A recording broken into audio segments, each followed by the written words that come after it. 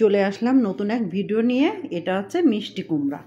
তা আমি কিভাবে মিষ্টি কুমড়া আমার ছাদ বাগানে লাগাবো সেটা আপনাদের দেখাবো, তার কিছুটা অংশ। কারণ খুব ভালো করে তো আমি ভিডিও করতে পারি না, যেহেতু একা একা করতে হয়। আর মনা মামাকে একটু সাহায্য করে ভিডিও করাতে, এই জন্য সম্পূর্ণ তুলে ধরতে পারি না। তারপরও যতটুকু আমি গাছ লাগিয়েছি সামান্য পরিমাণ আপনাদের মাঝে তুলে ধরবো। যদি ভালো লাগে আপনারা পাশে থেকে দেখবেন।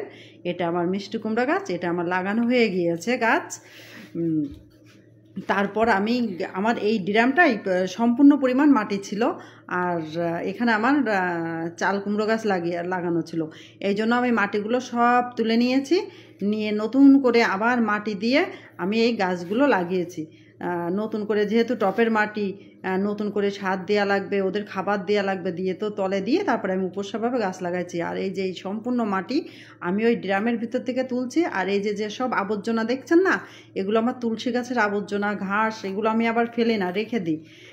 এগুলো আমি ড্রামের নিচেই দিয়েছি, দিয়ে পেঁয়াজের খোসা দিয়েছি, একটু ছাই দিয়েছি, তা দিয়ে আর বিভিন্ন রকম আবর্জনা আমি আবার ঝাড় দিলে কোনো কিছু ফেলে না, রেখে দিই। পরে যখন গাছ লাগাই তখন আমি নিচে দিয়ে দিই।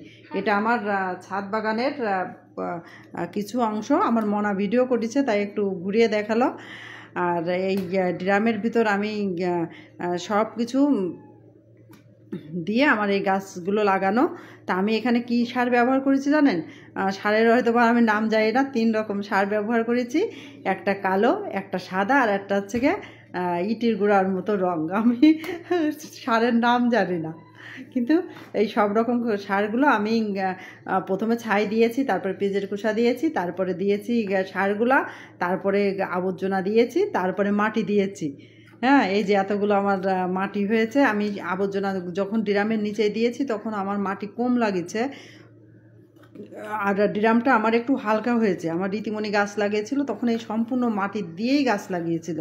তা আমি মাটিগুলো সব তুলে ফেলে নতুন করে খাবার দিলাম, দিয়ে আবার গাছ লাগালাম। আর যে আমার মনামা মাঝখান থেকে এই যে আমার একটা জবা ফুল হয়েছে, এই ফুলটার ভিডিও করে নিল। একটা জবা ফুল হয়েছে আমার গাছে, ভালোই লাগে। একটা হোক আর অনেক হোক, যেহেতু ছাদ বাগানে যে কোনো জিনিস দেখলেই ভালো লাগে। কারণ নিচেই না, তো নিচেই যে কোনো জিনিস হলে ওর কোনো মূল্যই আসে না। আর ছাদে যদি কিছু হয়, মনে হয় যে আকাশ কুসুম, এরকম মনে হয়, কেন জানি না। তা আমি মাটিগুলো সব এইভাবে তুলে তুলে নিচ্ছি। আর এই যে আমি গাছ লাগানোর পর গাছে আমি জল দিচ্ছি। আর আমি আগে জল দিয়েছি, যখন এই আবর্জনাগুলো দিয়েছি, তলে সার আবর্জনা দিয়েছি, তখন আমি ভরপুর করে জল দিয়েছি, দিয়ে ভিজিয়ে দিয়েছি। দিয়ে তারপরে যে উপর উপর করে আমি একটু হালকা জল দিয়ে দিচ্ছি, যাতে গাছগুলো একটু তাজা হয়।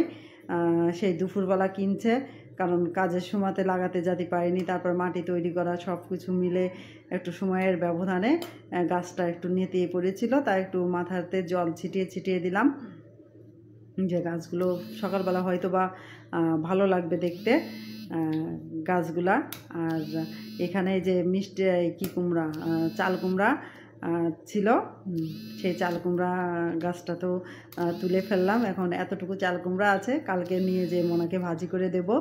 আর এখানে আমার সিম গাছ আছে, সিম গাছে সিম একবার ধরেছিল, তুলে খেয়ে নিয়েছি।